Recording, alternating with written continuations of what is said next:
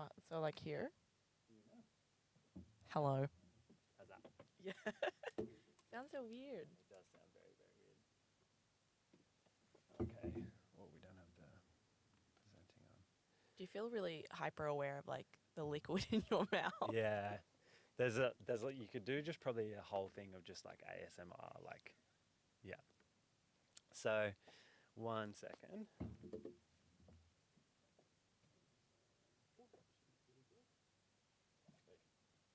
So pretty much just do one take and go from there. Okay. No editing, so pressure's on. You got AI to edit, don't you? Well, no editing of the actual podcast. Going on Spotify. It's just going straight up. Okay. So, we'll see how we go. Do you like sing an intro? We can go.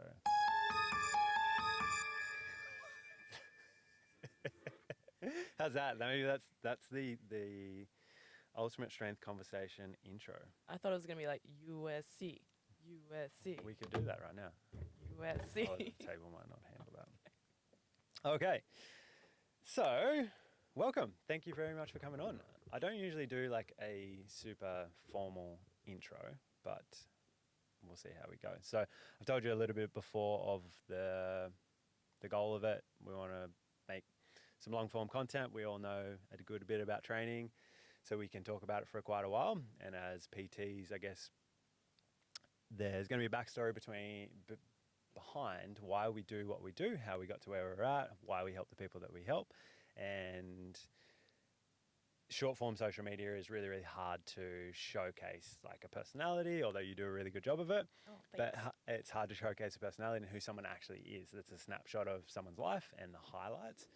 Not necessarily we're looking at the lowlights here, but it's like, let's just bring out more of that personality and stuff like that. And then obviously if we get some good content in the time, then that is awesome. So I guess we'll get stuck into it. Tell us a little bit about who you are and what do you do? Okay, so I'm Danielle Mendoza. I am a full-time online personal trainer. Yeah. I used to work at the same gym that you did, One Playground. How long have you been just online for now? I started full-time in April of 2023. 2023. Where's my drink bottle at? That's okay. In the bathroom. Maybe. I might just need to actually go get Yeah. that. We'll So- pause for a second. Watch for one take. One take. Well, it's going to keep rolling. You can keep talking if you like. 1 second. I just need to get the water.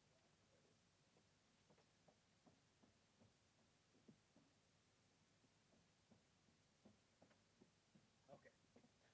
You can start talking again. What was I up to? So, Being online. Yeah, being online, how long have you been doing for?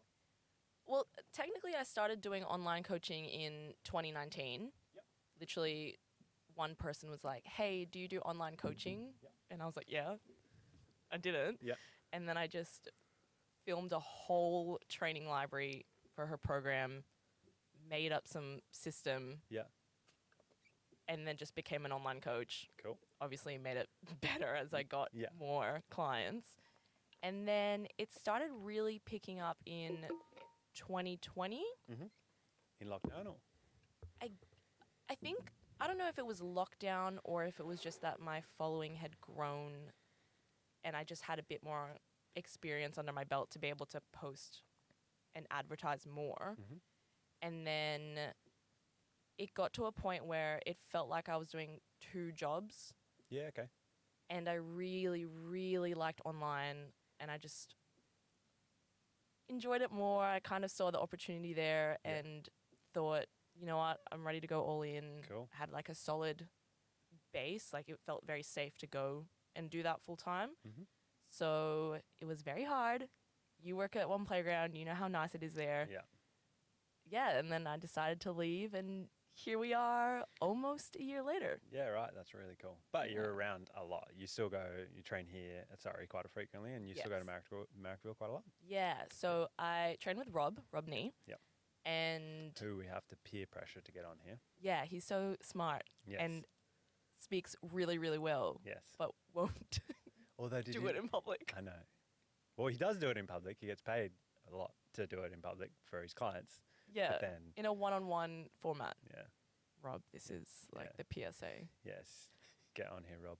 Did someone, speaking of saying that he speaks really well, did he tell you what happened with Kate falling off her bike the other day?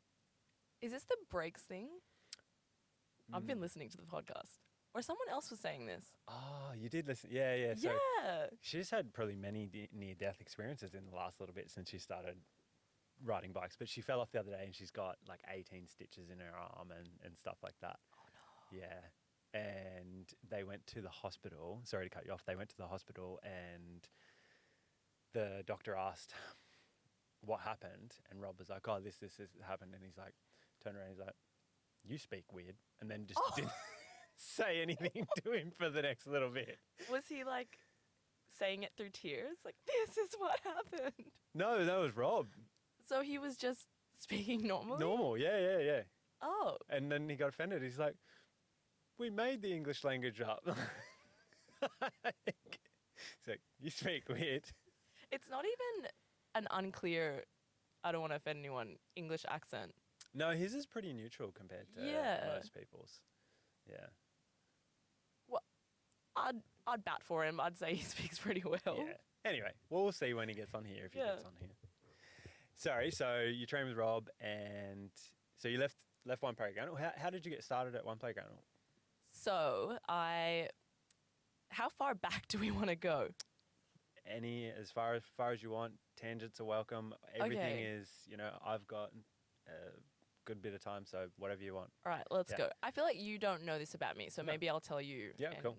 We'll get to know each other. Yeah, the people will be able to listen. Yeah. Cool. So I have a media degree, Okay. and I graduated uni, went straight into a desk job, Yeah. which you've never had one. No. Just found I that was out. just saying, yeah. I've had a desk job. Yeah.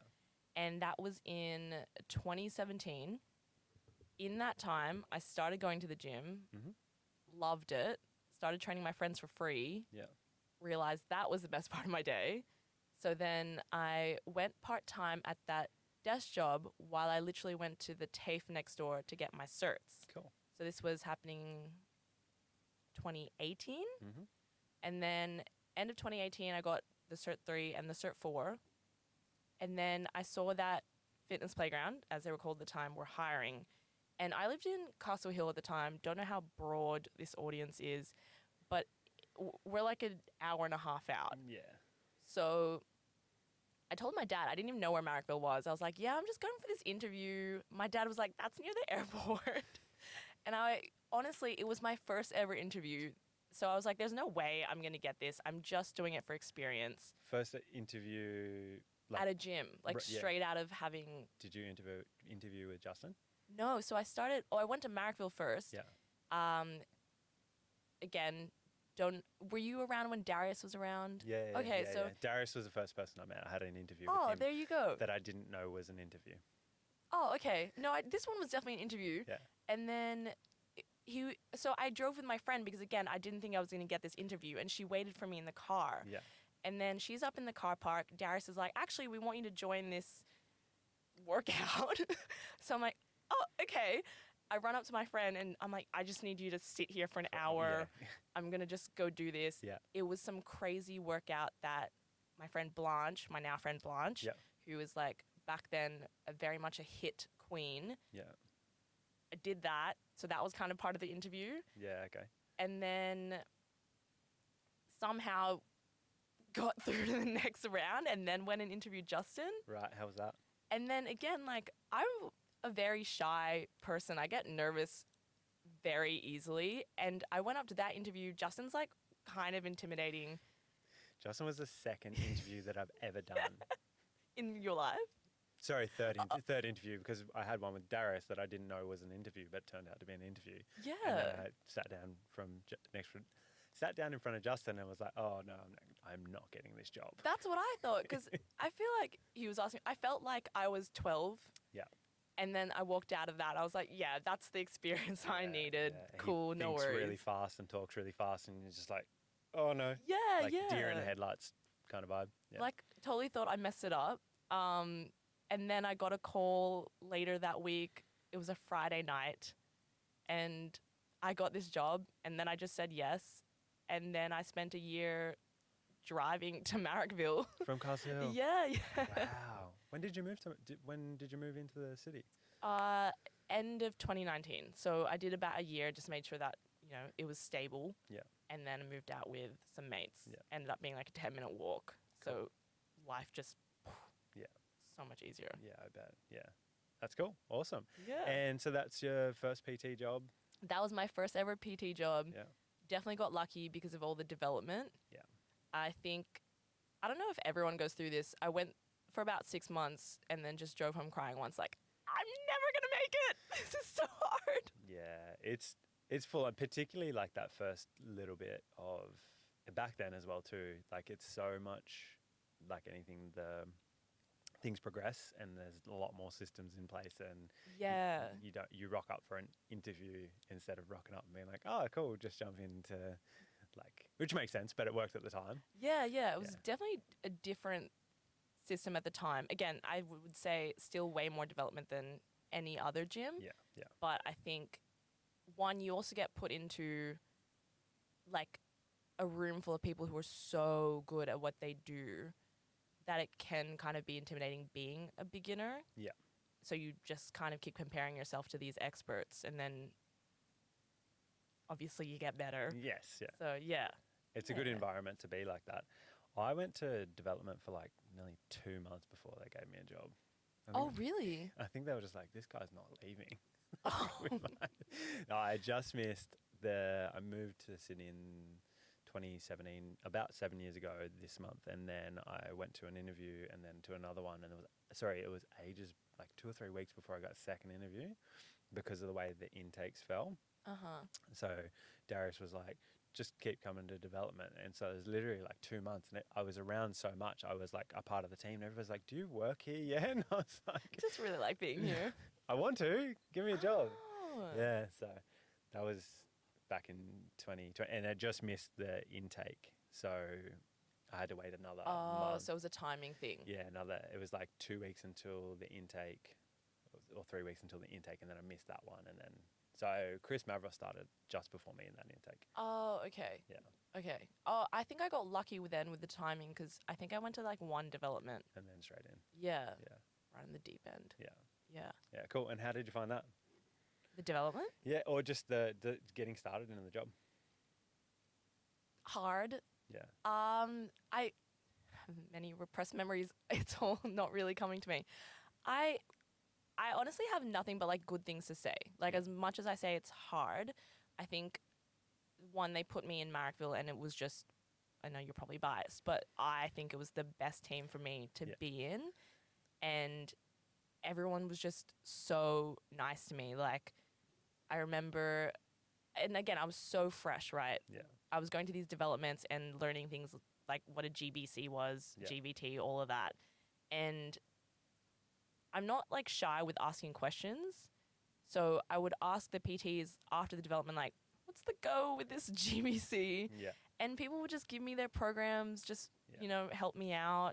At the time, we had 2 developments a week at Marrickville because we had the Wednesday theory and then the Friday practical. Ah, cool. And I'd come in, I was strong, but I definitely didn't have a lot of experience weight training. Yeah. I was definitely like a calisthenics and a cardio bunny. Yeah. So in those Friday developments, I was just following the PTs around being like, how do you use this machine? Yeah. Didn't know how to do a hip thrust.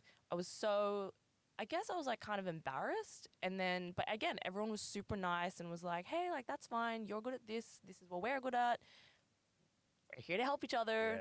Yeah, which is, I think, me saying that and what people think, people say like Marrickville is kind of like the rougher team, but they were honestly like the most helpful and I just felt so easily comfortable to ask questions and to feel like the worst person in the room, and it was fine. Yeah, okay. Yeah. So as in like you didn't know as much, so you absorbed everything. Yeah. And it wasn't like I never felt judged. Yeah. For being so shit.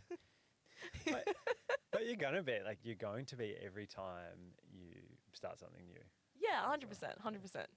I had a decent experience, I had a decent amount of experience before I started, but I didn't have like a group of people around me to actually get better. So when I started on PT, I was one of two PTs in my town.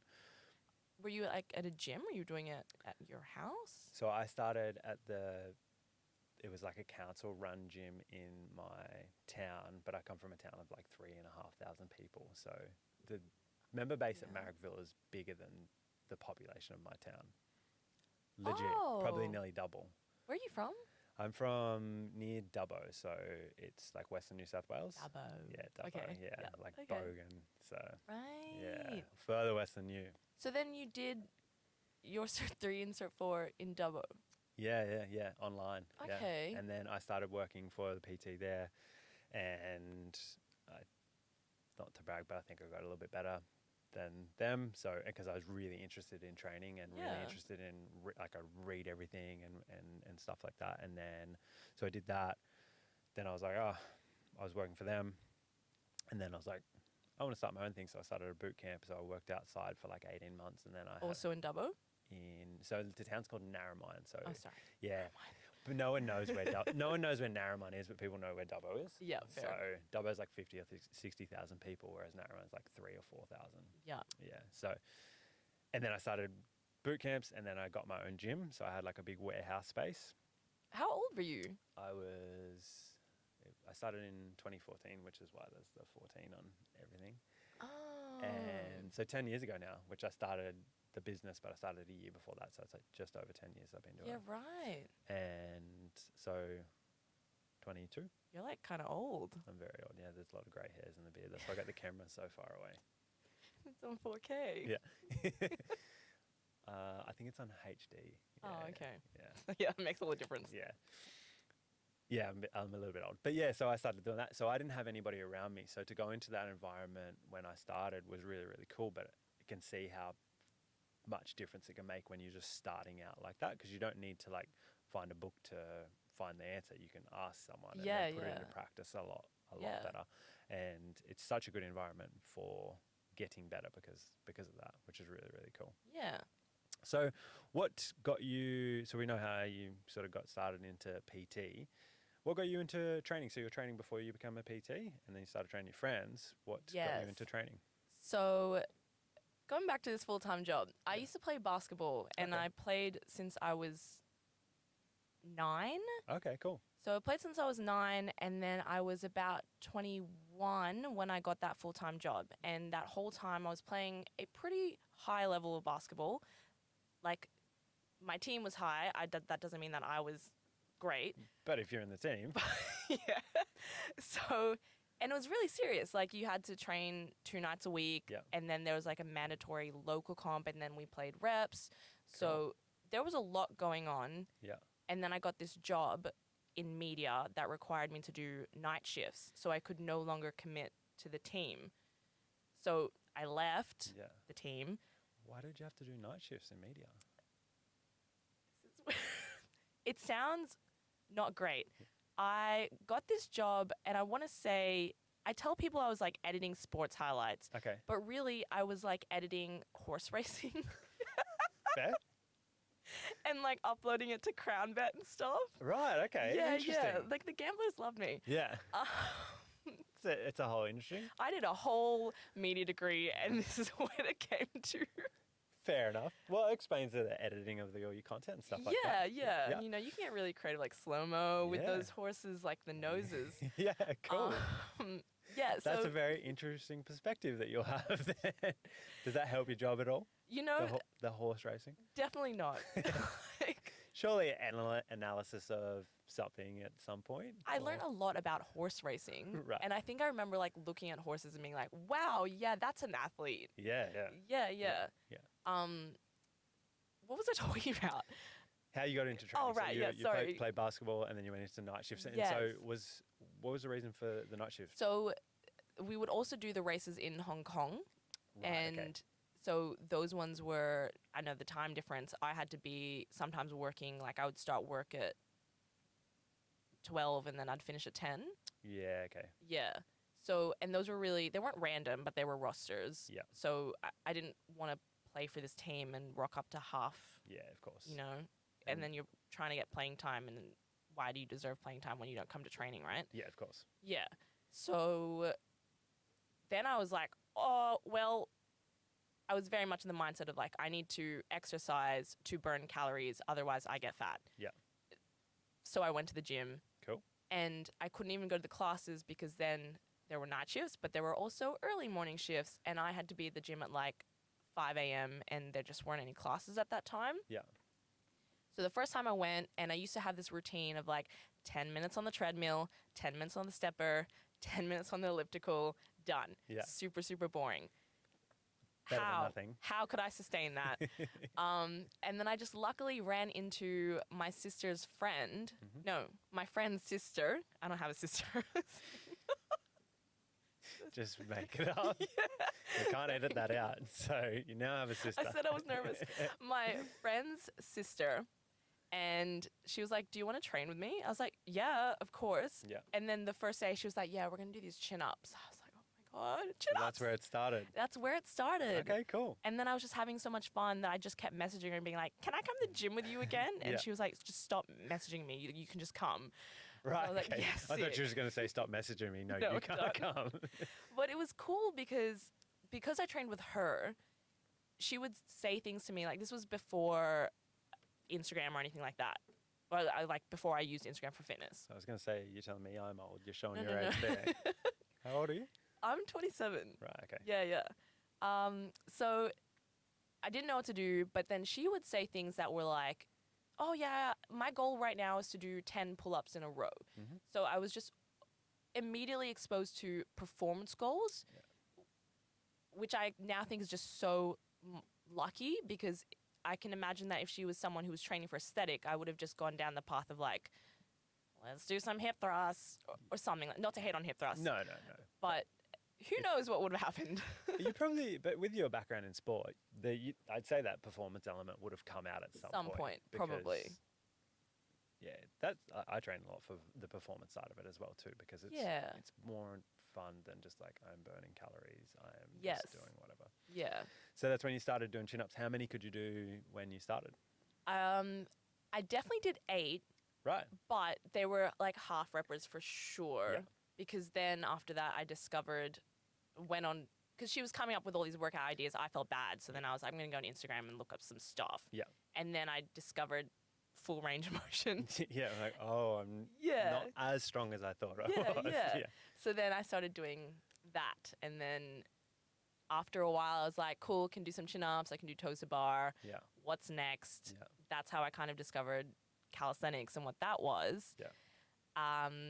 And then when I was training with my friend Andrea, we didn't do like powerlifting or anything like that. We would do more high rep stuff, but we were still using the barbell. So I was able to learn these movements, but I definitely wasn't in love with the numbers in the same way that I really liked calisthenics. Mm-hmm. And I still think back then I was still very much like, I still want to burn calories. Mm-hmm. Yeah. So it wasn't intense training. It was just still like, I'm still doing this because I know I have to. Yeah. And I'm just trying to find ways to enjoy it. Mm-hmm. Eventually it got to a point where I was so deep into calisthenics that it then did become about performance. But like I said, it was just calisthenics, still kept the cardio in. I think that's just the basketballer in me. Yeah. And then that's when all the PT stuff started happening, which is then when I became a PT is when I actually started strength training with a barbell. Yeah. Right into weightlifting. So you went into Olympic weightlifting. Yeah. That's a good choice. The most frustrating sport you can choose, bar golf. So we'll get to that in a minute. Yeah. One of the things so calisthenics is obviously one of the things that you do quite a lot and you do very, very well. Thanks. And I want to get people to talk about the things that they're passionate about and they get excited about. And that's obviously one of the things that it seems that you do. So Super excited. what excites you about calisthenics in general? Oh my God, many things. I'm just going to say it, stream of consciousness. Yeah. The first thing is definitely the skill aspect of it. Cool. I think it's very cool there's something about it where when you're learning things, you genuinely, it sounds dorky. I like the idea of mind to muscle connection and that you learn something and you're like, whoa, I've never felt that muscle before. Yeah. And now I do, and I know that means I'm making progress. Yeah. So beyond just learning the actual like biomechanical skill of it, you're learning proprioception, which again I just think is very cool. And then the second thing is because they're so upper body based, you just get so strong. The strength is kind of like a byproduct when you're learning this skill. Obviously, it gets to a point where you have to be stronger to do more skills. Mm-hmm. But for me, that's kind of how it started. So I was just trying to learn these cool tricks, and then I ended up just getting really strong. And then on top of that, the other byproduct is that you just become really confident because you're so strong. Mm-hmm. And I think it's why I advocate like strength training so much. Like you move different when you are a woman who can do pull-ups. Like you walk into a room and you're like, I don't know, I'm not intimidated. Yeah.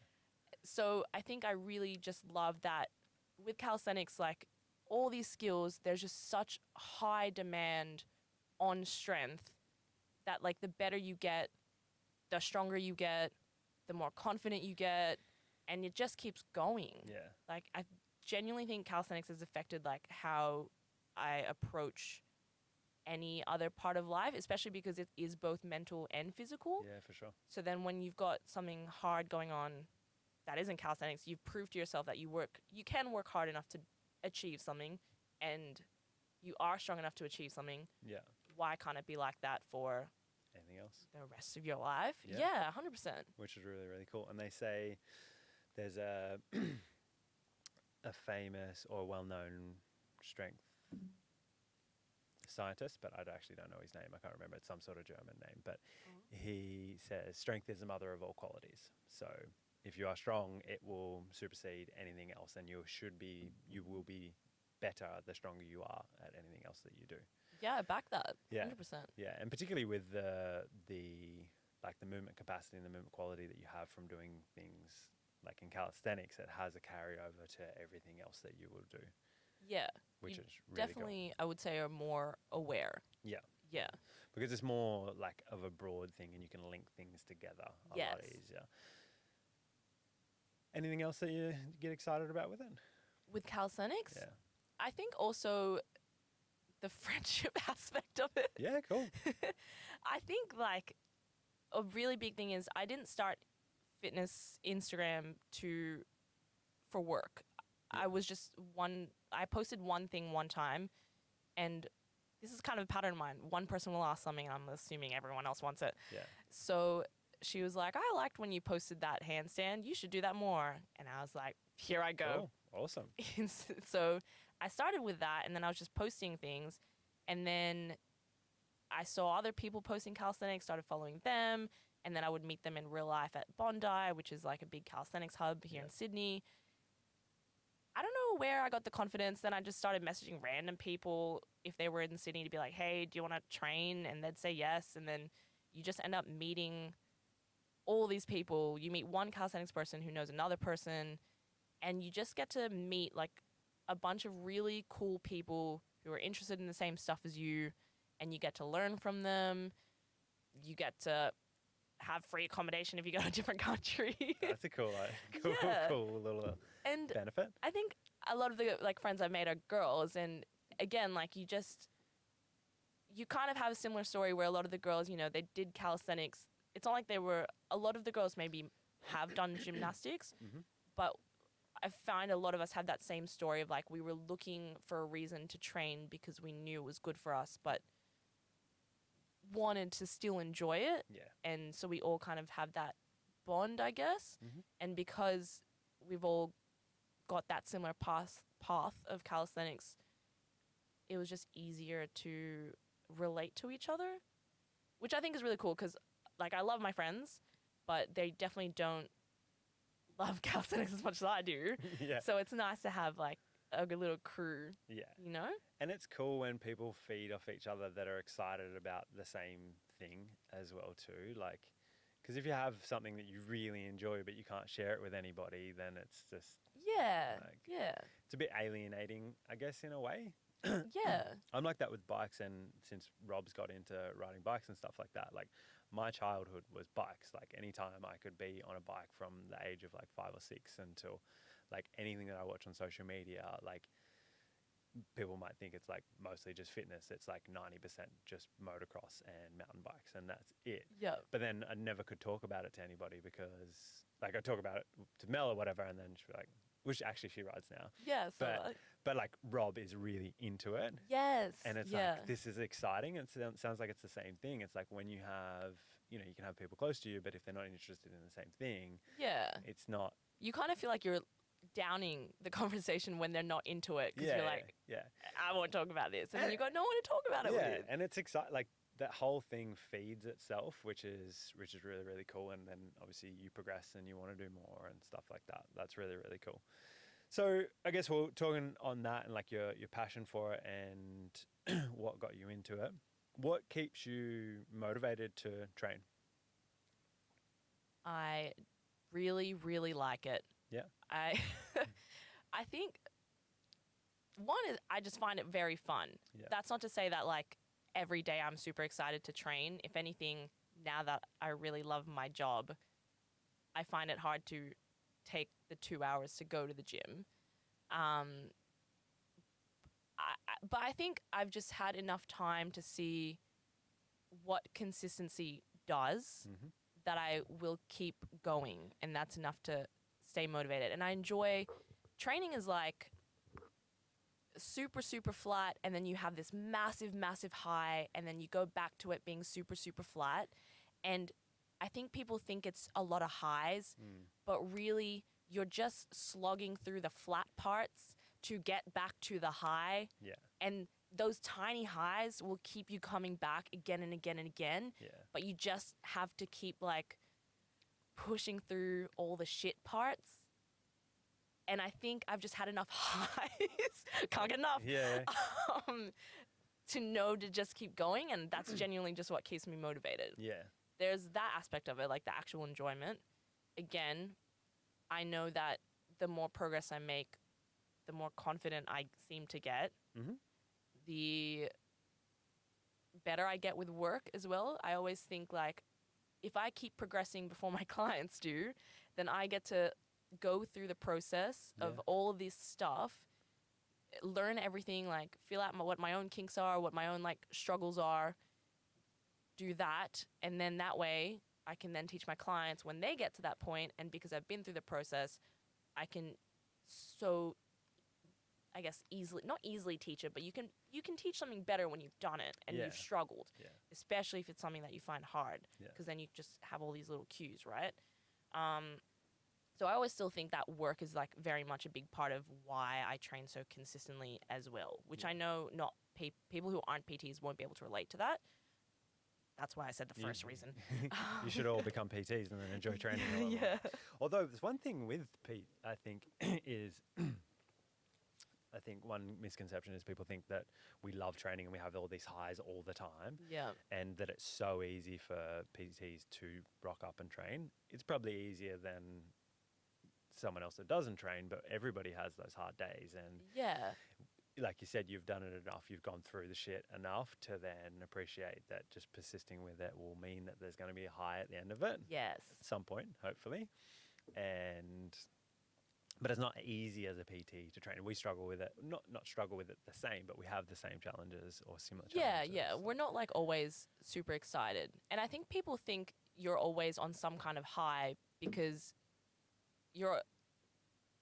maybe it's with clients, like clients look at you and you're obviously stronger than your clients. So they think that you're PBing all the time because your numbers happen to be higher than theirs, but really, it all feels like shit still. Most of it does. Yeah. Yes. Yeah, I think that's, again, a thing that I want to showcase a little bit on here. I think as PTs, we can be put up on a pedestal of like, you've just always been like that.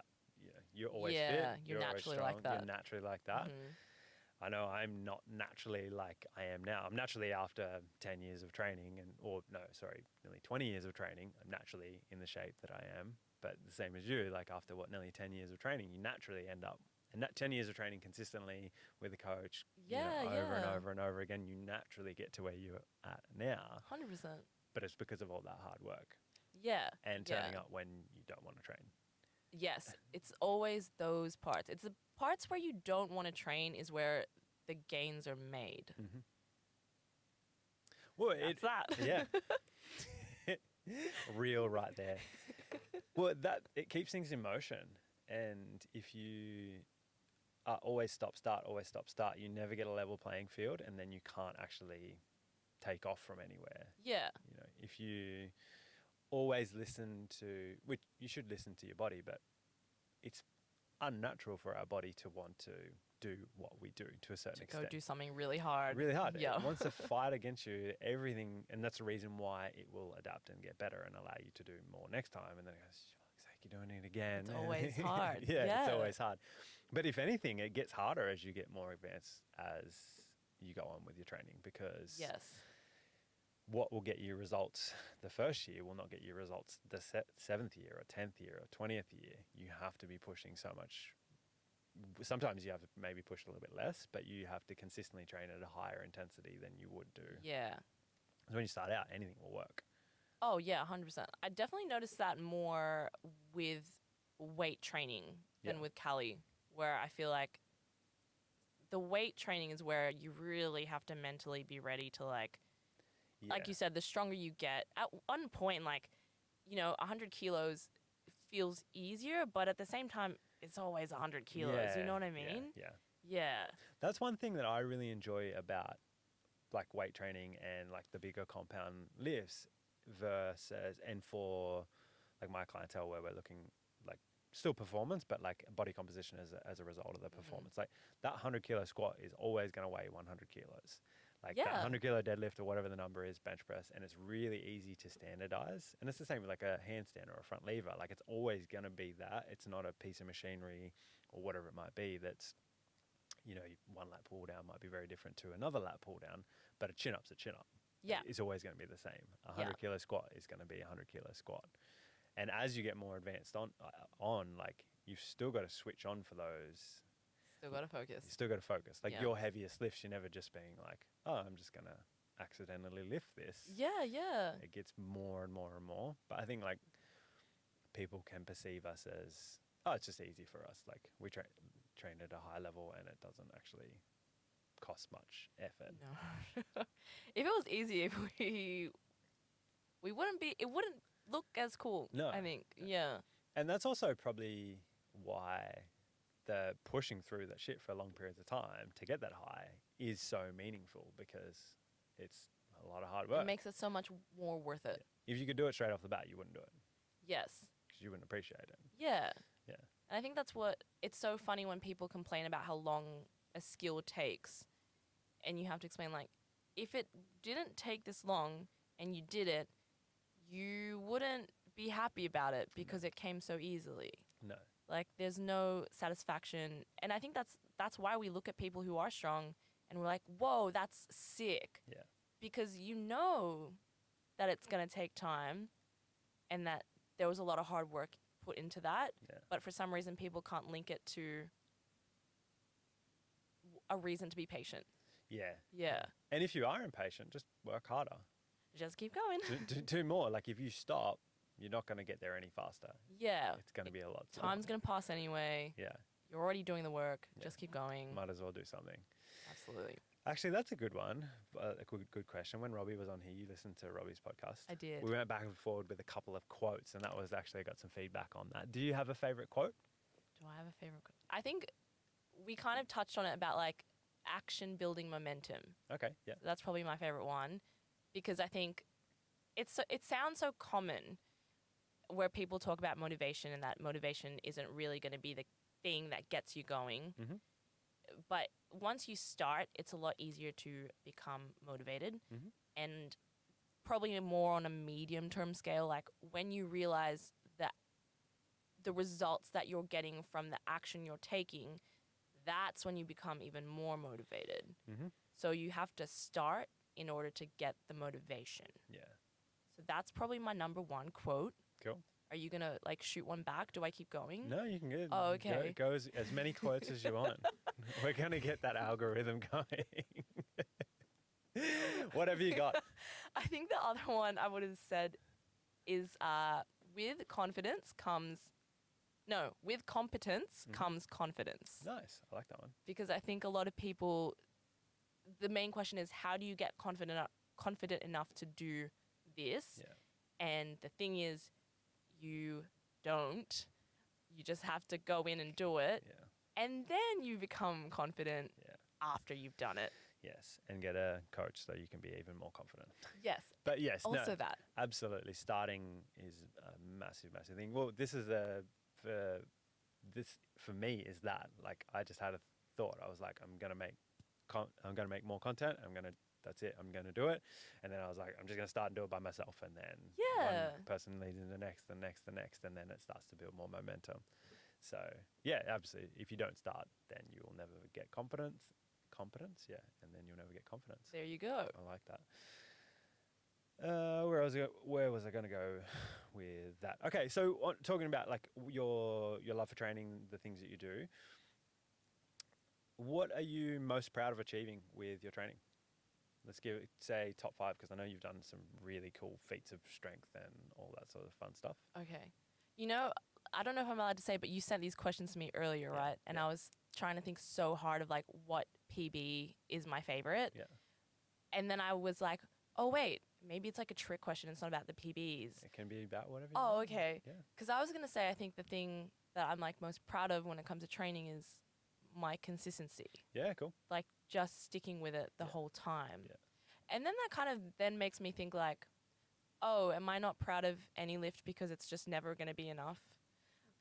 Kind of is never enough though. Like you think about it for like you hit a PB and you're like, oh, that's sick, and then like a day or two later, I want to be 10 kilos more. And you're like, what's the next thing? Yeah. Yeah. Okay. But yeah.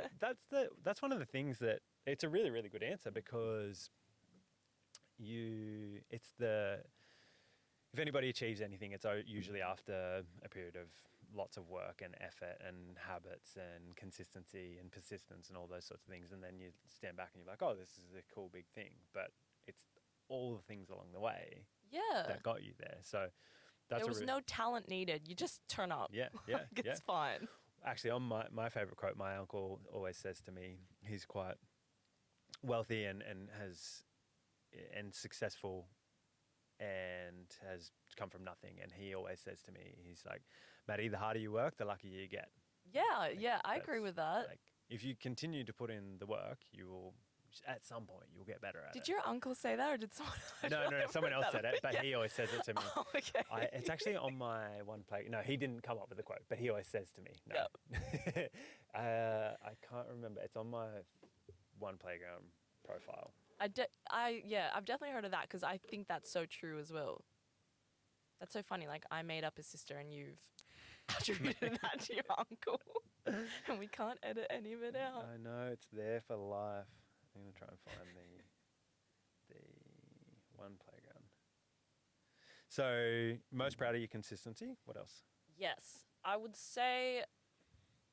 What would This is- consistency mean to you, or over that period of time? What makes you? What made me consistent? What is that consistency mean? Like, what does that consistency mean to you in terms of, like, what do you define as consistent? I was about to say, being consistent. Regularly turning up and always knowing that, like, even if I don't do the full thing, I will still go in and do the bare minimum. Yeah. And sometimes I'll walk in and be like, I really can't be bothered. I'm just going to maybe cut some sets, and then I don't end up cutting the sets. And I think that's what I'm also really proud of, that, like, I'm not someone who's going to cheat myself. Yeah. And not to sound like too like hustly about it, but I'm quite determined, so I'm not going to give up even when it feels like crap. Yeah. So I'd say I'm pretty proud of that as well. Everything adds up though. Like every set that you do, every Yeah. session you do, it all compounds. That was one thing that I asked Matt about with when you struggle with motivation. He said everybody has like a similar thing that they say, anybody that's successful at a certain thing. He said, don't stop, do less. So if you're struggling on motivation, don't stop, literally keep the momentum and just do one set. Like if you do one, you're probably going to do two. Yes. And that 2 sets is always going to be better than the 0 sets that you would have done if you stayed home, watched Netflix, and ate a pizza or whatever. Yeah, it is. for sure. Yeah. And then if you do 2, you're probably going to do 3. You're already there. You're already there. Yeah. And I always think when there are moments where I'm kind of battling whether it's a food thing or a training thing, and I'm trying to figure out like is this the right time to give up or to give in? A question I always ask is like, okay, but then if you give up here, like, is that the standard? Like, Yeah. where's the line? Like, what is so special about this particular day that this is the one where you give up? Because a lot of situations are going to be similar. So does that mean this is the standard you're setting for yourself tomorrow? Yes. Like, when does it end? When does that end? When does it carry over to? And it, like, showing up, if you break it all down, like, it's all like a lot of small parts or elements that aren't that hard. Like to do a set at any weight. It Yeah. can be, if it's your absolute top weight, that would be really, really hard. But what if you just do 50%? Then you'll probably want to do 60%. And then even if you only get to 70%, but that's going to be better than the 0. Yeah. And just break it down to not be hard. Like I struggled with that. I say struggled because it's a past thing. But with admin tasks, like if you have a lot of admin tasks, just do one of them, do it a little bit. And then, was it actually that hard to do that? Yep. You know? And just stacking those up and getting in the gym. Before we carry on, the harder you work, the luckier you get is Gary Player. Who is that? Don't know. Did you say, was that the German guy? No, that was it's the I'm going to find that one out as well too. I need someone behind the scenes who will have to focus to that. You need like a producer. You know how they Yeah. talk about, they're like, hey, Yeah. look at this guy. Yeah. Talking about persistence, maybe in a year's time, I'll be able to be like, hey, just. Yeah, look you at- got to earn that. Yeah, that's it. I'm going to keep showing up. I'm going to do one every week, at least. So, most proud of the consistency. Yes. What else are you proud of? This is an old PB, but I think something I'm really proud of is, and this is kind of when I got into strength training a little bit more. I remember there was one day where I was deadlifting Mhm. and I just had this thought and I was like, you know what would be cool if I could deadlift double body weight for 3 reps. At the time I weighed like 70, so that would have been 140. And I'd never done any kind of 1RM testing. As mentioned earlier, I was doing weightlifting, so me doing deadlifts was just like something my coach would let me do on my own. Mhm. So I was working 'Cause towards a that. deadlift is not a clean pull. No. I also, but my coach didn't mind because he was It's like, not bad to do. oh, okay. But it's not. People are like, it's the same thing, isn't it? No, it's not. No. Get the biggest deadlifter you've got, and I bet he doesn't have a big clean. Yeah. And also I sumo deadlift. Yeah. Deadlifted. Yeah, okay, so that's, yeah. Super different. Yeah. In a good way, it got me in a different, it was too confusing to do cleans and Yeah. conventionals. That's a good way to do it, yeah. Yeah. So I was doing sumos and then thought that the 140 would be cool. Mhm. And I was just kind of working. At the same time, I was learning a lot about strength training and programming for that. So I was sort of applying it to myself. Mhm. And then there was a day and I was like, this makes sense. I'm going to do this 140. And then I got my friend Josh to film it and he was kind of filming it and he was like, yeah, big lift, like big G up. And then it was just so easy. And then he was like, okay, is that it? And then I looked at him and I was like, do you think I could do 150? And he was like, yeah. So then I did it, finished up the session, and then I was like, I think I can do more. And then I think I gave myself a couple of weeks. No, I didn't even. I think I rocked up the next week and was like, I'm just going to test what I can do. Yeah. And then I hit 170. And that was just sick. Like, Yeah. that was, I think, my very first extreme PB because I hadn't done a 1RM for squatting or anything. Mhm. But that was sick. Yeah, that's wild. Did you have a belt at that time, or? No belt. I didn't start using a belt until I decided to do a powerlifting comp last year. Mhm. Yeah. Did you think it made a big difference? No. I mean, so I really like the belt for the back squat. Mhm. And can't believe I'm going to say this on podcast. I used to complain to Chris all the time about the belt and the sumo because I was like, I just think I'm going to pee my pants. Yeah, okay. And it got to a point where the week before the comp, I was like to Chris, because at the time, so I said I trained with Rob. I used to train with Chris Mavros. Yeah. And I was like, I'm going to use this belt for the squat, but I cannot do this I can't deadlift with this belt. Like, just don't make me do it. Yeah. And it worked out so much better. Yeah. Yeah. I can't squat with a belt. I don't like it. Do you feel like you're going to pee your pants or? I don't think so. I haven't done it for a long period of time. Everybody loves to tell me you should squat with a belt. I'm like, no, I want to squat a big weight without a belt. And It feels real different. yeah. Yeah. I don't know. I don't have trouble like with my brace. My brace is like holding a good solid position. It's the one of my strengths in the squat, so I never had an issue with that. Yeah. So, but it helped me more for the deadlift, and then still don't use it. And I had my back last year. Yeah, I saw that. I don't know why I'm laughing at it. It was so funny. It looked like just random. Yeah, it was. Honestly, I was lying on the ground. I might link it in the video in the YouTube video because it's quite funny. I was lying on the ground. Actually, speaking of before of the reels and stuff, that reel got like the most amount of views that I ever got that I posted from that powerlifting comp. Do you hate that?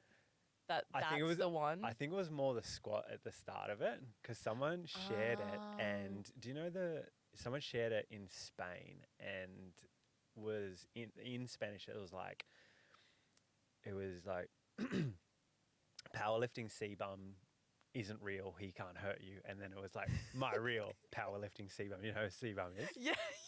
Yeah. And I was like, first of all, that's extremely offensive to him, but also thank you. Anyway, I screenshotted it and sent it to Juan and was like, what does this say? I was like, is that Spanish? He's like, yes, it's Spanish. He's like, I don't understand why it says what it says, but it says powerlifting C-bum doesn't exist. He can't hurt you. And then and I think it was because I had like the hat backwards, a bit of a beard. C-bum's got a decent squat, Right. nearly as good as mine. That's such a massive. Isn't C-Bum on drugs? Yeah. Wow, that's a huge compliment. Well, he's Mr. Olympia, 5-time Mr. Olympia. There you go. I was like, I am nowhere near 5-time Mr. Olympia. Also, your squat would very much stand out in a powerlifting comp. Yeah. I had it's not that big of an accolade, but I had the deepest, heaviest, beltless, sleeveless back squat at the comp. I was pretty happy about it. So niche. Yeah. But and then because I missed bench because I missed the call on the first one, I just pressed it. Sorry, we'll get back to you in a second. Yep. Pressed it, threw it back into the rack, and they Need to wait for that call. Yeah. And then I went down on the second one, went up, and it clipped the spotter arm at the bottom, put me off, and I thought they were just going to call it a no lift because it hit the spotter arm. Oh. So I just stopped, and then I like pressed, and I was like, oh shit, and then like. Dead stop. Yeah, dead stop, like relaxed, and then Did you make it? No, I got halfway and it just sat there for like 5 seconds and didn't move, and I was like, I can't do that now because I'm fried. I did 165 on the deadlift. It was my opener. My plan was to go 165, 175, 185, and it would have been a PB for 175 and 185. I did 172 the week before. You really don't deadlift, is that? Yeah, okay. Don't compare my deadlift with Dani's deadlift. And well, the reason why I started squatting so much was one, I hurt my shoulders so bad that playing football that I could only really train lower body, and then no one else really squatted that much. So I was like, cool. I'm the squat guy. I'm going to be the squat guy. Yeah. Everybody deadlifts around here, but my squat on that day was the same as my max deadlift. So I think that's pretty cool, but it just means my deadlift's really weak. And then... Two ways to look at it. Yeah. My deadlift was really weak. And then the bar, I just got too hyped up, let my back round a little bit, and then the bar moved a little bit forward on the left. And so you can see from the video that one video I just like fell over and it looked like just I got shot. And then on the other side you can see that it sort of twisted. And then I felt the biggest snap and pop in my lumbar, my back, and I just like went limp and collapsed. I was lying on the ground and I was like, this is the worst injury that I've ever had. And I've been concussed, broken bones, like crashed a car and stuff like this. And I was like, this is it. So you just felt it straight away? Yeah, I was like, I'm not going to be able to stand up. I tried to get up, I couldn't get up. They had to like pick me up, and then my legs went tingly a little bit, yeah. Did you just like kind of get picked up being like, well, I had the deepest yeah. was squat. Yeah. I was like, I win. And then so because I didn't get I didn't get a total because of that. So Oh because my I God, missed between that and your bench as well. Yeah. Jesus. Yeah, so that's how we got onto the reel, because then I put those videos in it as well too. So maybe people were just making fun of me. Were the comments in Spanish or? No, they weren't. I don't think many Oh. people commented. Anyway, so sorry, you deadlifted 180 kilos, which is much more than I can do, and that was In the comp? No, I didn't do it in the comp. no, sorry, 170. That was your second proudest moment. You said. Yes. Yeah. That was in 2020. Yep. I would just put it on the record. I now deadlift 182 Yeah. and a half. 400 pounds. Yeah. Yeah, 400 club. Insane. Yeah. And that's beltless. That one's beltless, yeah. That's why. And so you went beltless at the comp. Yes, I didn't do that at the comp. I did the 182 as part of the Marrickville, the Fitness Playground Challenge. Yep. I guess you will never know, but like part of me thinks if I kept going without the belt, maybe I could have PB'd, but because I felt so good that day, like on the comp, but yeah, I think the belt really threw me off. So yeah. Yeah. Okay. Yeah. And so you made that decision on the day to not use the belt, or The week before. Yeah, So I went okay. belt, 1 week without the belt. Was like, yeah, that feels way better. Yeah. But didn't really get a chance to go higher than 170. Yeah. So on the day, I think this is probably not how you do it. I just wanted to go 9 for 9. Yeah. Okay. That's not how I I do still won. it. That's not how I do it. Yeah, you were like 3 for 9. 3 for 9. That's it. Squat. I came here to squat. Yeah. Yeah, so I don't think by the time I got there, I just didn't. There's no way I was gonna slap 185, Yeah. having only gone up to like 160 the week before or something. And you don't want to get injured in front of a big crowd like that. No, and speak from experience. yeah, I think I ended up doing 175. Still, it would have been the biggest deadlift of the girls. No, would've beat there some- was another girl there who did a bigger deadlift because they do it like. They order it like the heavier you go last, right? Mhm. So I was going last the whole time until the deadlift. Okay, yeah. Yeah. What did the girl get? I want to say 180. Yeah, right. Can I say that she definitely weighed more than me? One of the fair, but one of the cool. Tell me what you thought about the powerlifting meet experience. What did you think about it? I liked that everyone was super nice. Yeah. Will I do one again? Not your vibe? Yeah. Like, maybe it's because I've done calisthenics comps Yeah, okay. and I don't know if I just genuinely just like Cali better Yeah. or maybe because I'm friends with everyone there Yeah, okay. that I makes sense. tend to enjoy the day more. Yeah. For me, like, when I'm at a Cali comp, if I'm competing, I'm still very much enjoying other people Mhm.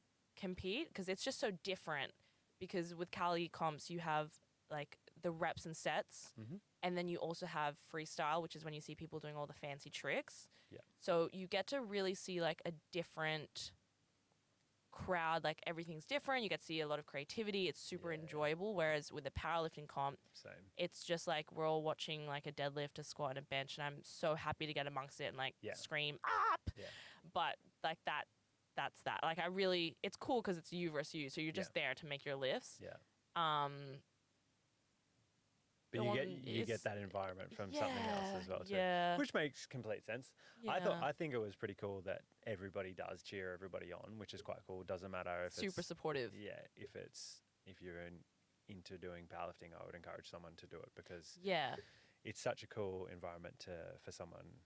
Doesn't matter if someone's squatting 30 kilos or 130 or 230. Like you get more of a cheer for the 230, but everybody cheers everybody on, which is quite Yeah, cool. and that's a very low barrier to entry. I think people, it is very much a you versus you. Yeah, So it's not something you can get intimidated by. yeah, There's so many comps on all the time, yeah, weight classes, beginner to advanced or whatever we want to call it. There's just something for everyone. So Yeah. like if you are kind of new to training and you like the idea of performance goals and you're getting excited by that, yeah, powerlifting comp is like such a great environment. yeah. Yeah. Why did you do it? Why did I do it? I just thought it would be cool to I'm not a very competitive person. Okay. And I think my squat was going up and my deadlift was going up. And then I wasn't benching with Chris before Mm-hmm. because we were doing a lot of calisthenics upper stuff. Mm-hmm. And then I just got a bit more curious about it because I was coaching it more and I kind of wanted to go through the process Yeah. better because, again, like, you will coach it better. So I got, know what it feels like. Yeah. yeah. So I got Chris to get me through the bench, and then I was doing all three of them. So I thought, might as well just enter a comp while I'm doing all of these things. Yeah. So I did that, and that was cool. Yeah. Will I do it again? I don't want to say never. But probably. But if you got what you want out of it, Yeah. like I'll do it again because I want to get a total, and I want to. Fair. You have unfinished business. Yeah, I've unfinished business. I want to get. It's a cool chance to test yourself. Yeah. But I don't want to be a powerlifter. No. Like the environment's cool, but it's cool that they have the community that people cheer everybody on, and I think one thing that's really cool about it is like the people there, they really love it, much like which is cool to see, and you obviously get that with your calisthenics and stuff like that. And one thing I love about the One Playground challenges is that when people get in it, Everyone's it's fun. in it. Yeah. But it's a boring sport. Yeah, I think even the lead up to it, I was like, I'm doing this for the comp, but thank God I don't train like this the whole time. And I'm in awe of people who do train like that all the time. It's such a mental thing. Yeah. Like, it's not even that the lifts are boring. It's that it's just so heavy All the and time. so regular. Yeah. Yeah. The last couple of weeks, I hated it. I thought it would be like, oh, cool, just singles and doubles all the time. I was like, this is so shit. I just want to do 5. There's something about like a single and then like a 5-minute rest break and then another single and you leave and you're so fried, but you only did like 9 reps that whole session. Yeah, you did nothing. Yeah. Which is cool to be able to. It was a really good experience to be able to get up to do that. Next time I will do it differently and make sure that I get a total. So you've talked a little bit about having a couple of coaches. As a coach yourself, tell me why you have a coach. Because I want to learn. Cool. Yeah. I think a couple reasons. Firstly, if I were to do my own programming, I would just constantly be questioning myself. Like, am I doing too little? Am I doing too much? So I definitely don't like that. Like, having an objective eye to reassure me is good, especially because I had Chris for like a couple of years. Before him, I had a coach called Michael who used to be at Marrickville. And then I had Rob, and they're all very calming personalities, which is good because I tend to be like, do you think I should do more? And they're like, no. Yeah. So there's that side of it, which I think is really good for my brain. And then, like I'm always going to want to learn from someone who's better than me. And I'm very selective, so I make sure to pick people who are better than me. And then I end up getting to learn not just about programming or even like exercise selection and technique stuff, but I think, again, I've picked people who I feel like are a lot wiser than me as well. And then I end up learning so much about life as well.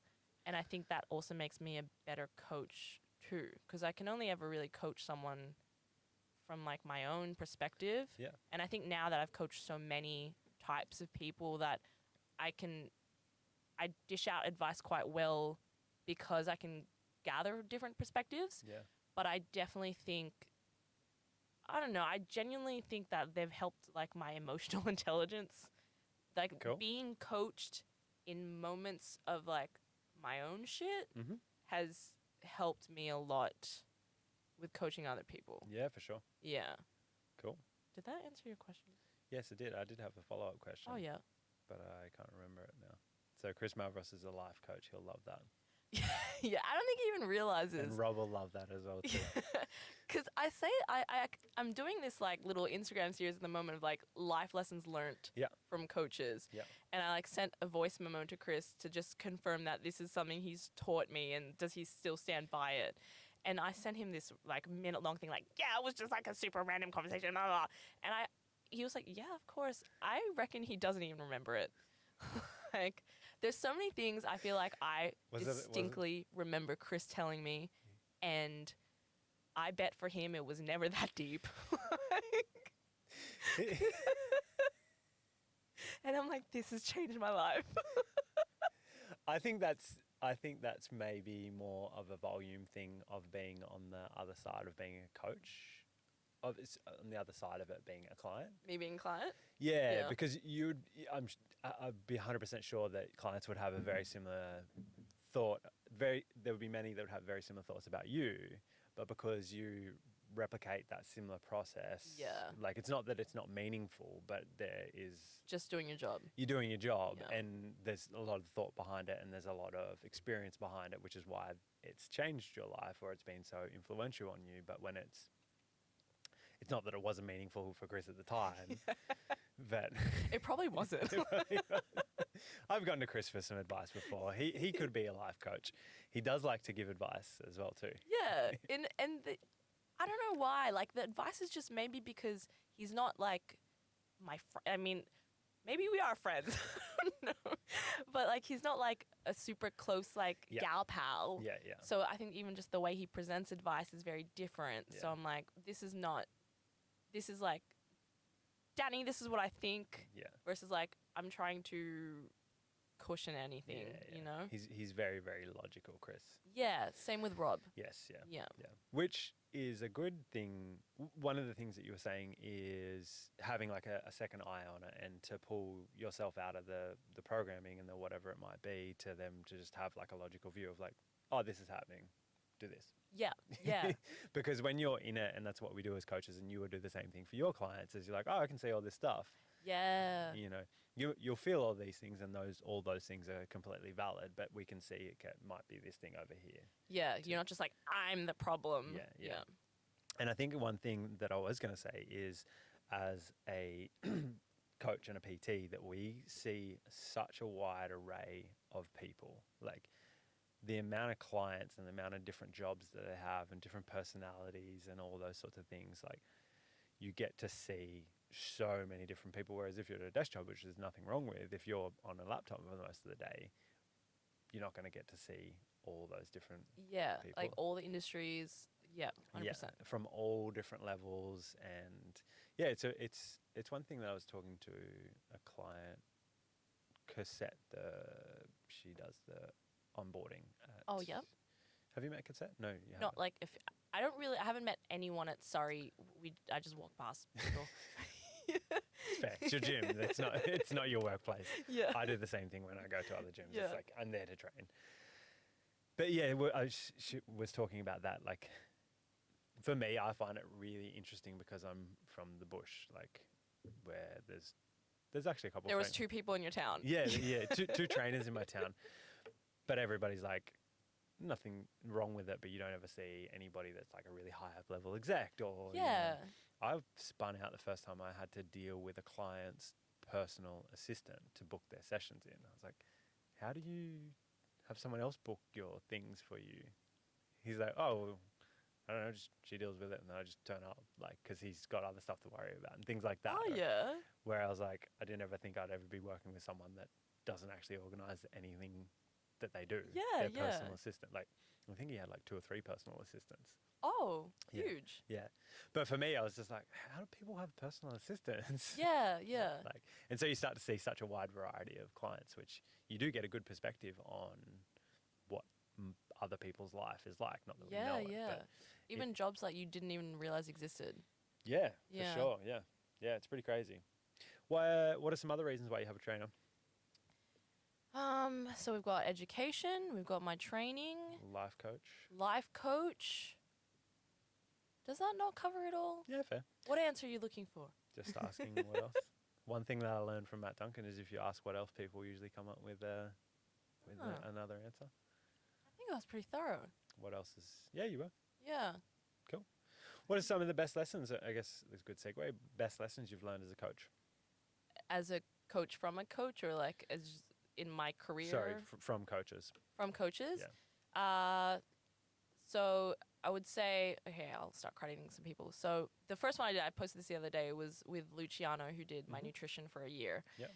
And he would say, like, don't major in your minors. Mhm. So basically, people just Good quote. tend to, yeah. There's so many quotes I here. don't know if that's him, but he just would say it all the time, much like your uncle. Yes.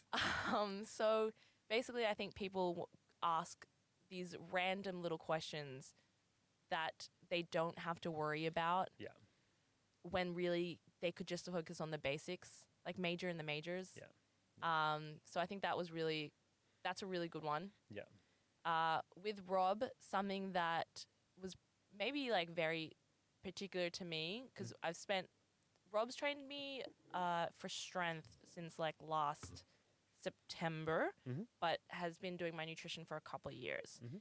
And something he had said once was like, you don't need to overindulge past the point where you don't enjoy it. Mhm.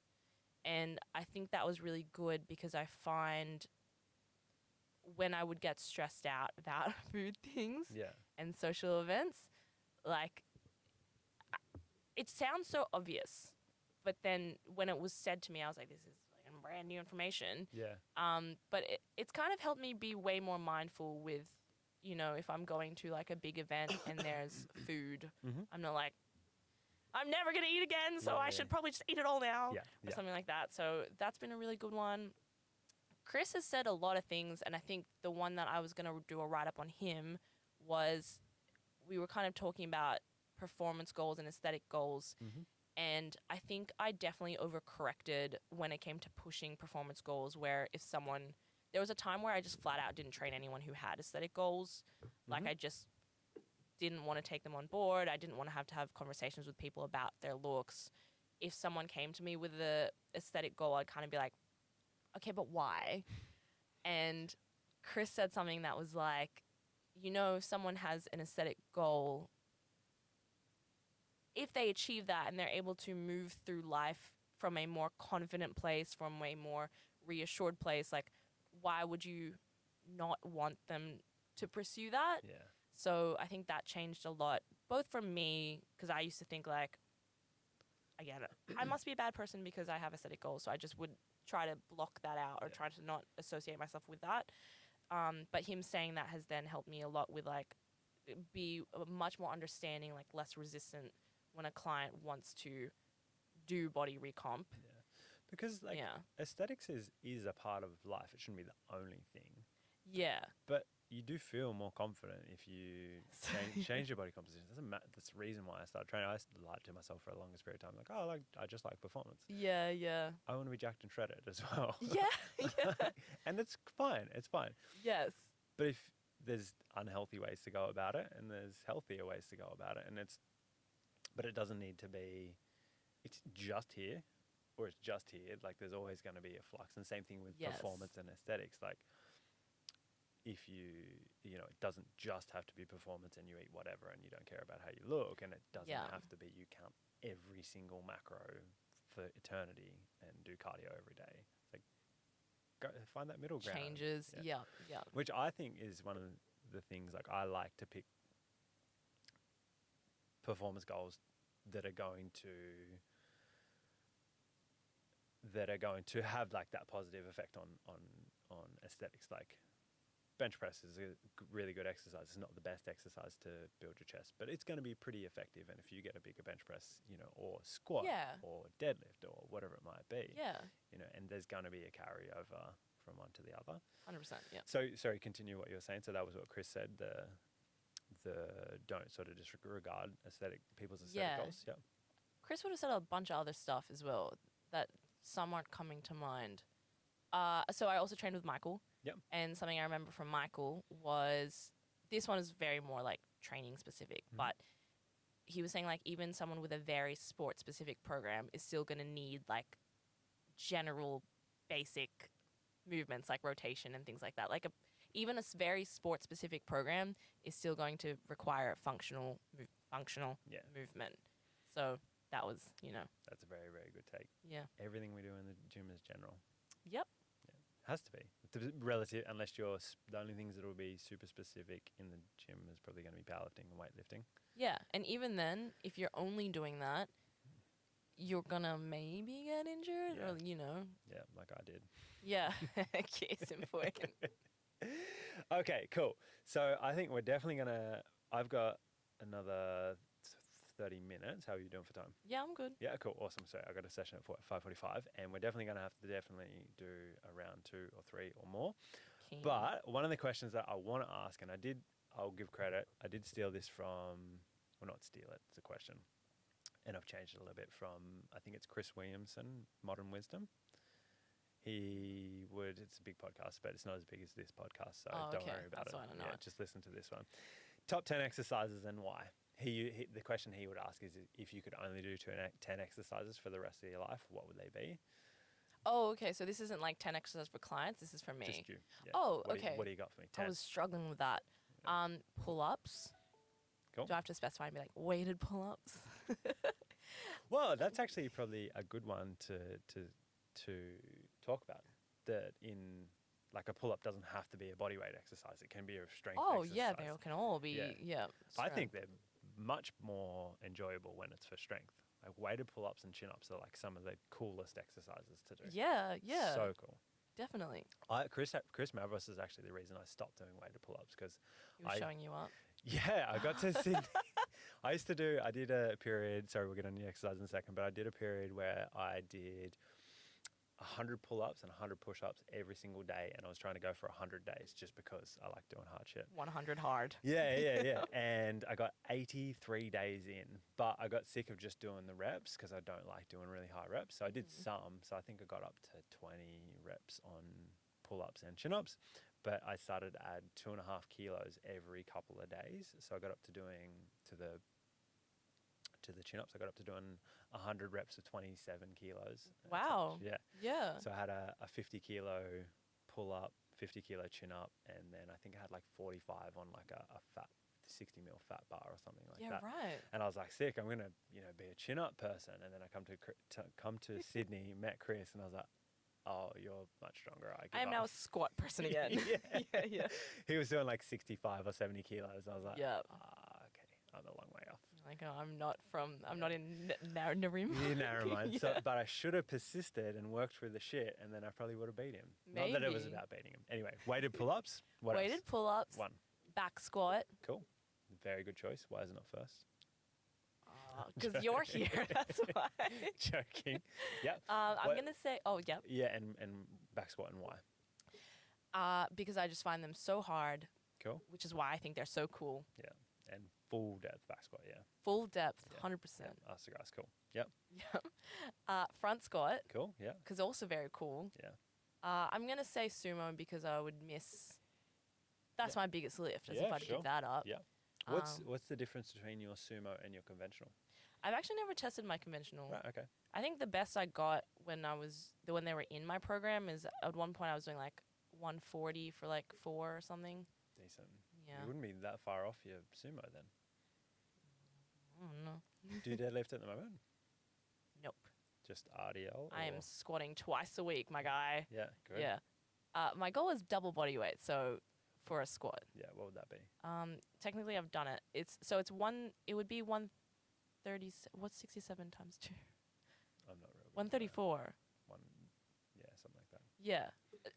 My PB is 137 and a half, but I was like heavier at the time, so it doesn't count. Yeah, and you'll go no belt or belt. I would like to do it with no belt. Yeah, cool. Yeah. Yeah, then no squat, no squat, no belt, no sleeves, no spotter. Yeah. Raw. Yeah. Yeah. See, it's cool. That's why I went to the powerlifting. Yeah, and it just looks. There's something about it. Even a powerlifter told me, "Oh, you'd probably have that if you had the belt and the knee sleeves and blah blah blah." And I was like, "But you know." Yeah, And he was like, "I do. I get it." yeah. So yeah. That's why I do it as well too. In that, someone told me the other day I should put a belt on. I was like, I think I can get to like if I've got to 165, there's no reason I can't get to 170 or Yeah. 180 or whatever. So like, why not try? It's like a very niche Yeah. thing, Yeah. but if you know, you know. Yeah. Yeah. Yeah, I know the squat. So we got pull up, front squat, sumo, back squat. Back squat. Is that 4? 4. Yeah. Is a handstand an exercise? Yeah, fair. Yeah. Yeah. Okay. Let's go Yep. handstand because there's so many variations. Cool. What's your favorite variation?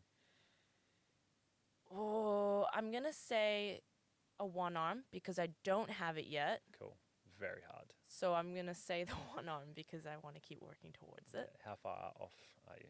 Very That's far like off. how long's a piece of string? Someone asked me like when I started, and I said I started in September, and they're like, "Oh, you just started." Yeah. So But that persistence. probably gonna and take me like consistency. years, Yeah. which is fine. I'm strapped in. But it's a good one to. How long have you been doing handstands for? Since 2017. Okay, so you've been persistent enough. You'll probably Yeah. it's a part of you. Yeah, it's not gonna be impossible.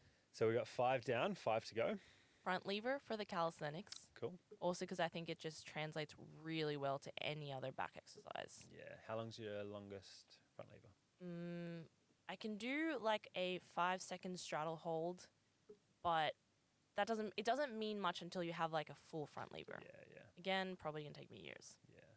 The first time I used to do some calisthenics with Chris, and then he made me fall over on a handstand very badly. Yeah, No, I believe that. it was fine. I defended him so much as well too. Everybody's like, "Oh, your coach should have told you this." I was like, "He did. It's my fault." I fell over like a tree getting chopped down Oh, like just the and landed on my back why? because I I will hold it. yeah, I was persisting and I was trying to work through the shit. It's not bad to give up. Yeah. But if that's the day that I give up, then what do I do tomorrow? No, so I was getting confident with it, and I've had a heap of shoulder injuries. So when he started doing it, like a lot of dislocations to the point where I dislocate them in my sleep and stuff like that. Okay. Yeah. Anyway, so that's not a thing so much anymore, but I wasn't super confident. So when I got up doing it, heaps of stuff on the wall. I kind of like missed a couple of progressions because he's like, "Oh, you can't do this, but you can do this really well." And that's not the reason I fell over.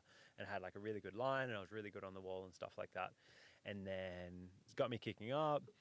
And then I got confident enough to do it by myself. Yeah. And then he was with a client like on the side of the gym upstairs, like the opposite side of the squat rack from the sled. And I was like over where the assault bikes are now. Yeah. They never used to be there, and I was just kicking up. And then he's just like turned around as I was mid like falling, and I was like, cool, I'm going to control this. And I thought I was controlling it, but I like pulled myself the wrong way. So like I felt myself going, and then I did whatever wrong way with my fingers, and just like Just kept going. get going and going and going. By the time I realized, like I was like here, and then I just like was like maybe like there, and then I just like must have thought that I could like kick my feet out or something like that, and I just let my hands go, and I just held like a perfect straight line and went slap. Lord. Just in It's one, like you almost back handspringed. Back handspringed. but just landed dead flat. on Yeah, my there was no back. spring. No spring. Yeah. Yeah. So no more handstands for me. God. Yeah, fair enough. Yeah. I can see that. You know. So we got chin up. So chin up or pull up? Which do you classify them both the same thing? For this question, I'm gonna say yes. Cool. Yeah. Because then it takes one away. Yeah. RDLs. Yeah. Because I think doing them heavy is cool. Yeah. Very gangster exercise. Am I allowed to say machine? Yeah, of course. Any- Pendulum squat? Yeah, fair. Yeah. Also gangster. Yeah, very gangster. Rob made me like the back extension. Cool. Yeah, very good exercise. Yeah. Are we on 10? I didn't You say can- any upper body exercises. You said pull up. I said Yeah. pull up. That was it. Okay, so we got Oh, front lever. Handstand. pull up, front lever, back squat, front squat, sumo, handstand, pendulum, RDL. I think you have 2 Back left. extension. Back extension, you've got say that? 1 left. Okay. Barbell. Oh no! I'm gonna say dips. Sorry. Dips. Weighted dips. Yeah, fair. Yeah. I was gonna. How did you miss that? Yeah. Yeah, that's my favorite. Cool. Very good list. Very Thanks. effective list. Cool. How are we doing for time? You're the first person that's got through that. I've had it on every list, but I've never asked anybody. So Oh, sick. yeah. It's a very, very good list. I think I asked maybe like 3 to Tom, 5 to Tom. Let's get to some of the fan questions.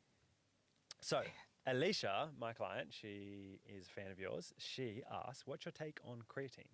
She thinks there's a lot of misinformation out there. I guess, and more particularly for girls. Oh, right. You know, I don't think I get a lot of the misinformation coming my way. Okay. But I can get why people get confused because there's so much on it. Mhm. My thing is like, if you want to take creatine, 100%, there's so many benefits to it. Mhm. And then just find a way that you can fit it in your routine without overthinking about it. Because I think if you were to look up when's the best time for creatine, can I have it with caffeine, whatever, that's you majoring in your minors. Yeah, and you're getting stressed out about something you need to not Yeah. be stressed out about. So heaps of benefits. Just take it in a way that doesn't stress you out. Yeah, it's like actually the most Studied and scientifically proven, and it actually can have effects on cognitive health. brain Yeah. regeneration from concussions and things like that, which is Yes. yeah. But apparently, like, as much, like, as great as that is, you still have to be doing the strength training to get the benefits of the creatine. Yeah. My client Alicia, she trains a lot. Okay. Yeah. You can't just give it to, like, the elderly, you know? No, Yeah. no. But they're going to get it anyway if they eat any sort of red meat. But Yeah. yes, definitely take creatine. And she asked, and all this calisthenics, which that was not really a question, but that's what I just copied and pasted everything she said. And then she said, do you modify your training around your cycle, or do you go 100% all the time? So this is one obviously more for the girls, but any guy coaches listening out there? I don't let my cycle dictate how I'm going to perform. Cool. And I approach every session like I normally do. Yeah. I go in, I warm up, and I'm ready to meet my body where it's at on that day. If I feel like shit, I'm going to question where I'm at in my cycle, but in the exact same way that I would question, like, hey, how did I sleep last night? How have I been eating? All of that. But I don't think I'm ever going to, even if I had a bad session and it fell around that, like, late luteal phase or during my menstrual cycle, I don't think I'm ever going to fully, like, blame it on that. That's more from my own experience, because I am probably really lucky. I'm not someone who has, like, debilitating cramps. I have a very regular cycle. I'm a healthy girl. Yeah. So I don't really do that. And I understand, like, all the period chat, and I think it's a good thing that people want to get to know themselves and to track their cycle and to see how it affects them. I think my issue with it, and I totally get where this question is coming from, is because we're getting these experts who are so knowledgeable on the cycle, but then we'll make a recommendation being like, oh, you should do yoga for 2 weeks, and you're kind of like, no, that's not how it works. Yeah. Makes me mad. But yeah, I definitely think it's a factor. Yeah. But we're human. There's so many factors that I wouldn't let it dictate whether or not I'm going to be 100% or not. Yeah, absolutely. Yeah. Like you said, a couple things like before, like majoring the minors. It's not a minor; it can be a major for some people. So it's definitely something to consider. But if you stress out about it being the thing that's going to stop you from performing, because I know I've worked with girls around it before, and some that have a hard time with it, and we do need to have, like, really, really low intensity sessions during that time, and that's completely sweet and encouraged. Yeah. Because if it works on being more consistent and you consistently showing up for a long period of time, ticking the box. excellent. But then also that in itself, like, if you consistently show up in a long period of time and tick that box, and you're like, oh, I feel sweet today, like, it actually doesn't affect me. Yeah. Then it could be, if you were to potentially stop your training because of it, and you miss out on that day being, like, the best training day that you've had in the last 6 months, or whatever it might be, which I've had clients be surprised that they've hit a PB at a certain phase in their cycle. Yeah, exact same with my clients, where sometimes they'll say, oh, Dani, by the way, like, I'm due, so I'm not going to train. Yeah. I'm like, how about you go in and then you go from there. And they've also been surprised because they just needed someone to call them out on it. Yeah. But in terms of, like, the question and that 100%, like, 100% is relative to every day. Like, you can give 100% and it's still shit. Yeah. And it could be because of your cycle. I think it's just good that you gave 100% that day. Yeah. Probably what the 100% actually is in the grand scheme of things is the showing up to the gym. Yeah, just giving it your best on the day. Yeah, because that will get you a result. If you do that long enough and you have, a good plan in place, you're probably going to get a better result than if you didn't show up to the gym. Yeah. Cool. Good answer. Let's get to the ones that you sent through. What do we got? You know all these ones. Robbie asks, what ingredient did God spill into your recipe that made you such a fucking weapon? I saw that and laughed. But the consistency thing. Yeah. Yeah. I don't think I'm so average. Yeah. I just happen to think I just stick things out longer than some other people. Yeah. There's a lot that goes into it, but if you get into the gym and show up and train It's consistently. that classic hard work beats talent. Yeah, that's it. And the harder you work, the luckier you get. Yeah. And all those quotes. Cool. What else have we got there? What do you hope to be doing in 10 years' time? I had a question similar to this. I don't think I have a specific 10-year plan Mhm. because I didn't even know an online coach was a thing 10 years ago. Yeah. What is it? It's 2024. 10 years ago, I was just starting uni. Mm-hmm.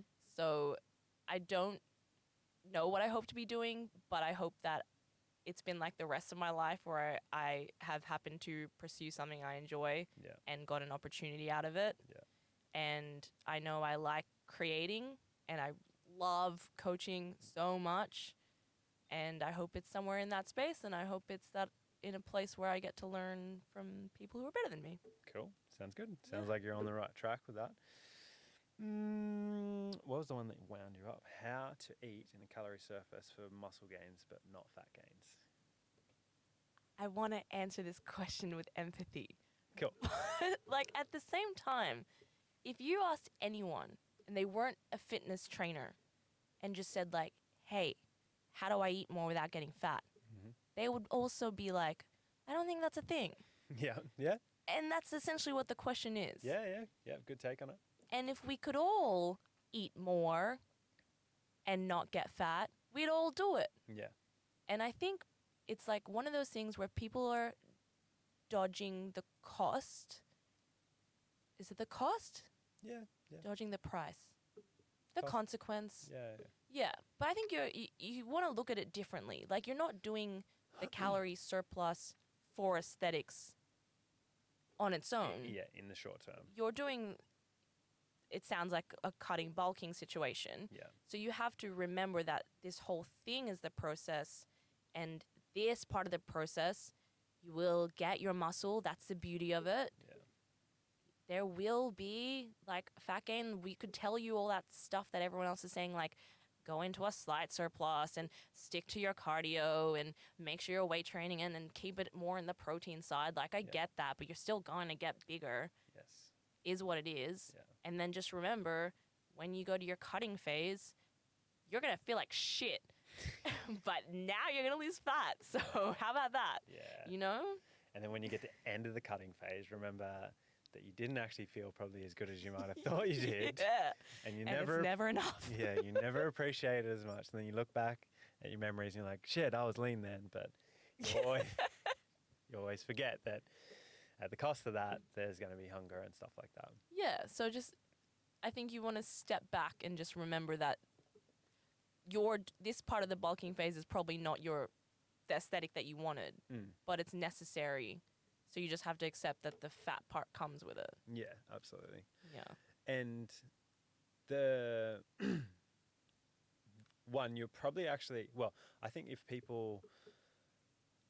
where people think of the cutting and the bulking is that it's like it has to be on this extreme end over here, and then it has to be on the extreme end over here. I have to gorge myself, and then I have to start. Good old dirty bulk. Yeah. And it's like, have some middle ground. Having a coach obviously makes a big difference in pulling. You can have a wider view of it, like objectively looking at these are the things you need to do. Yeah. Don't go 4,000 calories over. Maybe have Yeah, the I think size people glamorize the bulk Yeah. and don't actually realize it's kind of uncomfortable. Yeah, and also if you go so far with it, one thing that, like in more technical terms, I guess, is that if you gain more body fat from a bulk than you had, more actual cells than you had before, you'll never ever get rid of those body fat cells unless you surgically remove them from your body, and they are always going to be more sensitive to fat gain or expanding after a cut or something like that. So the body fat cells that we all have right now are the amount that we have. If we put on more weight above and beyond that, we'll always have that extra amount of body fat cells, and they're always going to be sensitive to more food when you do bulk again. So Which is why having a coach is key. absolutely. And so it's not just cool, eat everything that you've got in your fridge and put on a heap of fat. And call it a bulk. And call it a bulk, because then you will regret it, because it's going to be so much harder to come back on the Also, other side. maintenance is super underrated. Absolutely. You yeah. can, so many gains can happen in maintenance. Yes. Yeah. Yeah. And probably most of where people kind of want to be as well too. Yeah. Like if you stick at it for a long period of time at like the slight surplus and stuff like that, and mostly around maintenance, you'll still get stronger. You will still build a little bit of lean tissue, and the amount of lean tissue that you can build as a natural, like someone that's not on steroids, is so small. Like, Yeah. So it's depressingly small. Yeah. So the more fat you do gain, It's not what you think it is. it's very depressing. I've just cut down, like I got quite big. I put on quite a lot of weight for the comp, and I thought I put on a lot more muscle mass than I did. And I was like, oh, cool, I'm going to be, like 2 or 3. I am C-bum. Yeah, 2 or 3 kilos heavier than I ever thought I was than I thought I was at my leanest. And I'm like, nope, I'm going to be about 1.5 kilos bigger. And I've lost 10 kilos in that time. Damn. Since then, but I'm going to end up about 1.5 kilos heavier, which is a lot of muscle for someone that's natural. Yeah. In that period of time. Yeah. But if you do gain a lot of body fat just from the big bulk, the extreme end of it, or you go so far with it, you're not gaining a lot of muscle. And you're also like putting a lot of money on your ability to go through the bulk and then the cut after, Yeah. which I think is why, most people will probably just recommend that you start with the cut first. Yeah, absolutely. Yeah. Yeah, because then that's what people want for the most part. Yeah. Like the aesthetic is always on the other side of the cut, usually not on the other side of the bulk. No. And you're going to have to probably, if you do that, regardless if you've done a big bulk or not, you're going to have to lose probably more weight than you want to. Yeah. And it just feels like crap. Yeah.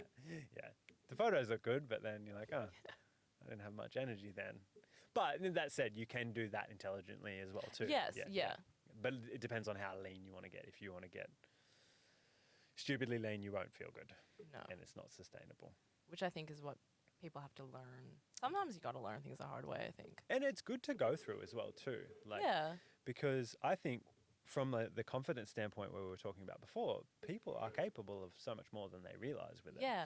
It's just that it's on the other side of discomfort and continually showing up, and probably being in that instance of cutting or even bulking, being a little bit more uncomfortable than you think. Yeah. And usually when you're on one other end of it, like when I was training for my powerlifting comp, I was like, I'm just sick of eating. Like, I don't want to be. I just want to go into a cut. And then when you're cutting, you're like, I want to be out. Like, we're just constantly, as humans, That's like the that. brain. Yeah. Constantly like that. Well, we covered a lot there, but we've still got some more questions, but I don't have much time left. That is so fine. We're going to be back for round 2, 3, 4, however many. Exciting. Do a round table or 2, which will be cool. And yeah, we'll go from there. Thank you very much for coming on. Thanks for having me. That was exciting. I really enjoyed it. Me too. Awesome. Oh, my ears are so hot. There was definitely one point where I was like, I think I need a burp. That's okay. You can. It's not getting edited out.